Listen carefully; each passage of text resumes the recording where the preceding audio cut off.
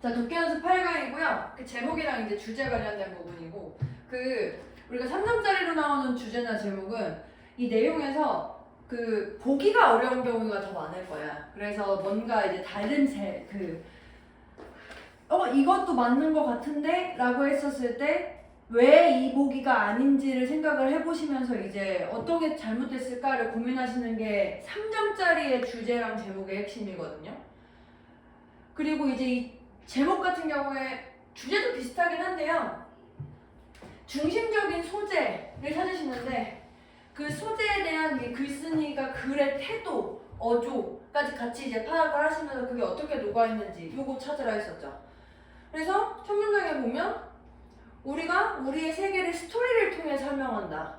우리의 스토리 속에서 우리는 스토리텔러이면서 이 원칙을 그 주요한 캐릭터야. 그래서 우리의 이야기, 우리의 라이프 스토리를 말할 수 있다는 게 우리가 그것에 대해서 알 수 있는 것을 도와줘. 그게 뭐야? 이거지, 이거. 우리가 스토리를 말하는 행위를 통해서 우리의 라이프 스토리를 이해하는 걸 도운 거래.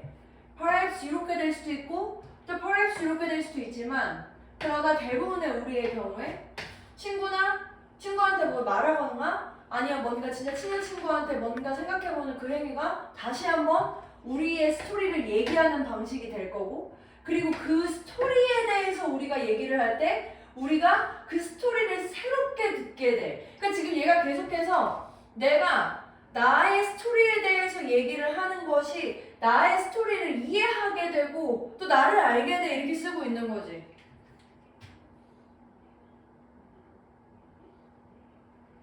그래서 반복해서 그 얘기 하고 있거든요 지금. 마지막에도 그래서 그걸 듣는 다시 우리의 이야기를 전달할 수 있는 사람을 찾는 행위가 이제 우리를 또 만날 수 있는 기회가 되고, 그러니까 우리의 스토리를 얘기하는 게 필요하게 되는데, 1번 몽상. 너무하지 않냐? 아이, 너무한데? 네. 2번 진실을 찾아서. 다른 사람의 관점을 통해서. 3번. 그치, 2번 같은 경우에 이게 너무 truth라는 이 표현이 나의 이야기라는 거랑 관련했었을 때 좀 너무 포괄적이지 않나. 또 이제 그 다음에 이 경우에 그 두 번째는 여기 있잖아요. 여기 다른 사람의 관점을 통해서 라고 쓸 때 얘가 안 되는 이유는 요 위에 나한테 혼자 얘기하는 경우도 있거든 지금. 스스로 이야기하면서 내 얘기를 해봤을 때 이렇게 하는 경우가 있기 때문에 다른 사람의 관점만 가지고 얘기를 하는 건 아니고요.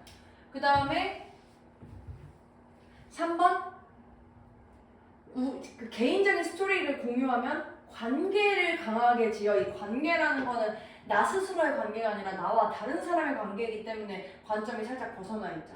나는 내가 나를 이해하는 거에 더 핵심이어야 되니까. 그래서 그러니까 얘가 틀린 말을 한다기보다는 살짝 벗어난 거야.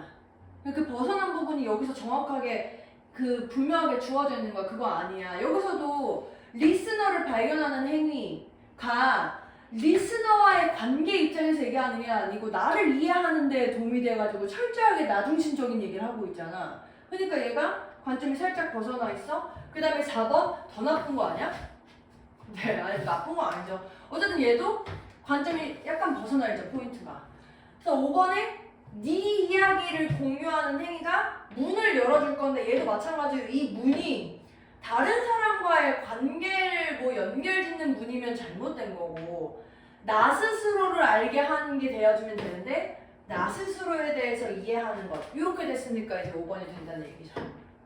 그래서 이번 수능도 약간 비슷한 느낌인 게, 이번 수능의 그 제목 4점이래. 3점짜리가 좀 문제가 있었단 말이야.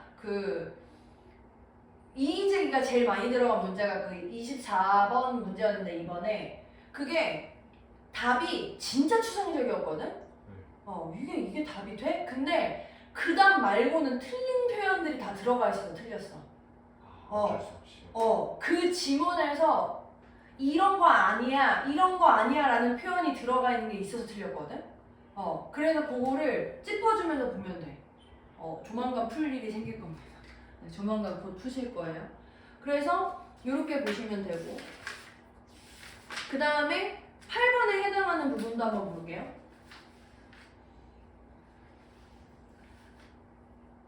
예, 8번에 이거 이제 주제 추론 요 파트를 제가 또 이제 요 부분에서 한번 요 보기를 먼저 한번 보면, 내가 이제 이것도 이제 나는 아주 야매라고 보긴 어려워. 내가 이제 기출을 많이 풀어오면서 드는 생각이었던 게 이거란 말이야. 1번이나 2번 같은 경우에 이 reasons, marriage 이렇게 돼 있잖아. 이게 맞으려면 1번은 뭐여야 되냐면 이거에 해당하는 이유가 2개 이상 쓰여 있어야 돼. 얘는 얘랑 얘를 균형을 맞추는 게 장점이라는 게, 이게 왜 장점이고 어떻게 장점인지 얘도 2개 이상 쓰여 있어야 돼. 이게 복수잖아, 복수. 그러니까 이게 별거 아닌데 그것만 알고 있어도 얘가 예를 들어서 여기 얘기해서 장점을 얘기를 할 수 있거든? 이런 게 좋은 거야? 근데 하나로 끝나면 메리트라고 쓰면 안 돼. 그냥 메리트 이렇게 써야지. 얘도 이게 한국 사람들은 별로 되게 예민하게 안 생각하기 때문에, 근데 저걸 알고 생각하면은 이거 힌트가 되거든. 3번이랑 4번이랑 5번 같은 경우에는 그래서 그냥 분리, 영향, 기여 이렇게 돼 있잖아. 그럼 이런 글은 어떤 상황을 설명하고 나서 그래서 분리됐어. 어떤 상황을 설명하고 나서 그래서 이런 영향을 미쳤어. 어떤 걸 설명하고 나서 그게 이제 이런 기여를 미쳤어. 이렇게만 한 줄만 딱 요약이 될 수 있어도 3, 4, 5는 답이 될 수 있단 말이야.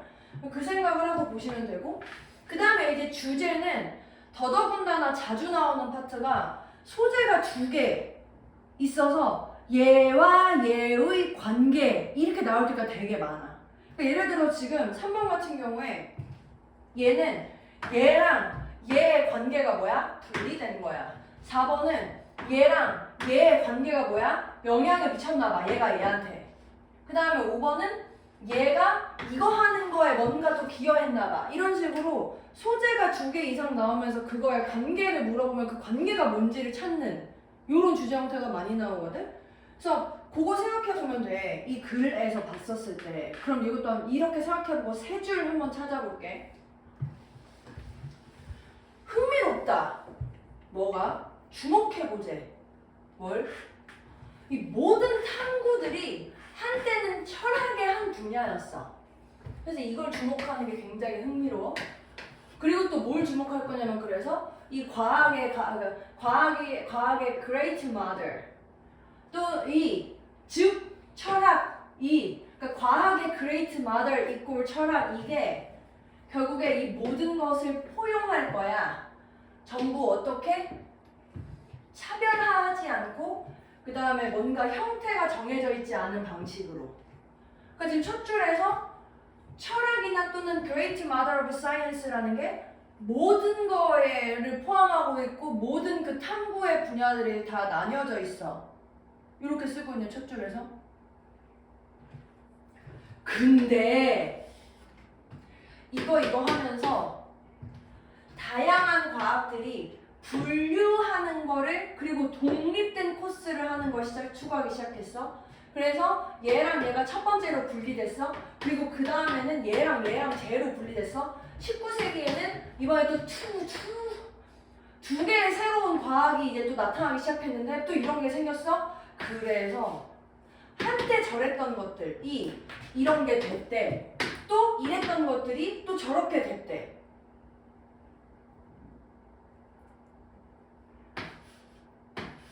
결론.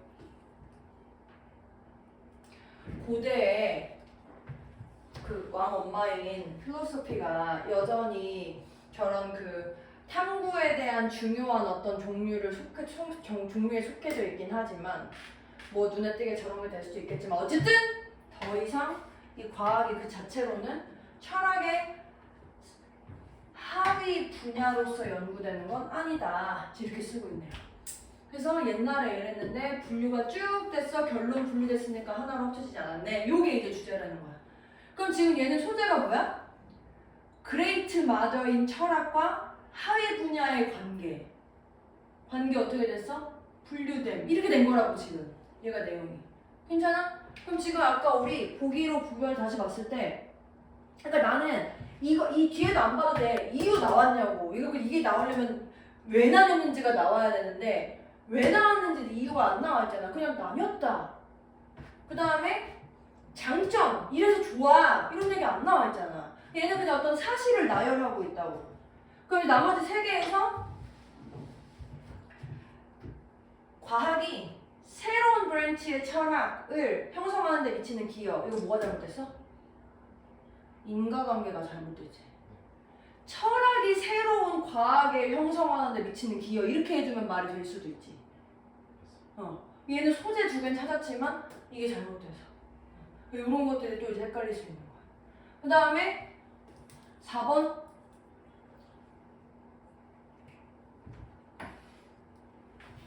얘랑 무관한 단어가 들어와 있냐 과학적으로 생각하는 행위 이거 잘못됐죠 차라리 만약에 scientific 뭐 field, principle 뭐 이런 게 쓰여가지고 어떤 과학적인 분야가 철학을 이해하는 것에 미치는 영향 이랬으면 조금 더 관련이 있는 주제가 될 수는 있었겠지만 얘도 사실은 철학이 얘한테 영향을 미치는 상황으로 가는 게 이 상황에서는 맞잖아 옛날에 하나하나 밑으로 내려가 이렇게 쓰고 있으니까